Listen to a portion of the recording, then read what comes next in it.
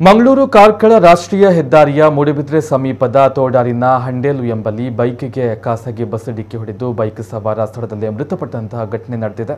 ಮೃತ ವಿದ್ಯಾರ್ಥಿಯನ್ನ ಎಡಪದವು ರಾಜೇಶ್ವರಿ ಜ್ಯುವೆಲ್ಲರ್ಸ್ ಚಂದ್ರಹಾಸ ಆಚಾರ್ಯ ಅವರ ಪುತ್ರ ಬಿಸಿಎ ವಿದ್ಯಾರ್ಥಿ 19 ವರ್ಷದ ಕಾರ್ತಿಕ್ ಆಚಾರ್ಯ ಎಂದು ಗುರುತಿಸಲಾಗಿದೆ. ಸಹ ಸವಾರ ಅದೇ ಕಾಲೇಜಿನ ವಿದ್ಯಾರ್ಥಿ ಹರ್ಷ ಎಂಬವರು ಅಲ್ಪ ಸ್ವಲ್ಪ ಗಾಯಗಳಿಂದ ಪಾರಾಗಿದ್ದಾರೆ. ಕಾರ್ತಿಕ್ ಅವರು ಕಾಲೇಜಿನ ಮುಗಿಸಿ ತನ್ನ ಬೈಕ್ನಲ್ಲಿ ಮನೆಗೆ ತೆರಳುತ್ತಾ ಇದ್ರು. ಈ ವೇಳೆ ಮಂಗಳೂರಿನಿಂದ ಮೂಡಬಿದ್ರೆಗೆ ಬರ್ತಾ ಇದ್ದ ಖಾಸಗಿ ಎಕ್ಸ್‌ಪ್ರೆಸ್ ಬಸ್ ಮತ್ತೊಂದು ಬಸ್ ಅನ್ನು ಓವರ್ಟೇಕ್ ಮಾಡುವ ಭಾಗದಲ್ಲಿ ತೀರಾ ಬಲಭಾಗಕ್ಕೆ ಚಲಿಸಿ ಬೈಕ್ಗೆ ಡಿಕ್ಕಿ ಹೊಡೆದಿದೆ.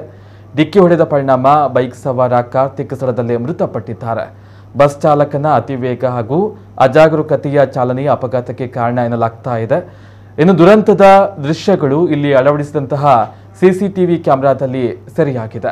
ಮೂಡಬಿದ್ರೆ ಪೊಲೀಸರು ಬಸ್ ಚಾಲಕನ ವಿರುದ್ಧ ಪ್ರಕರಣವನ್ನು ದಾಖಲಿಸಿದ್ದಾರೆ.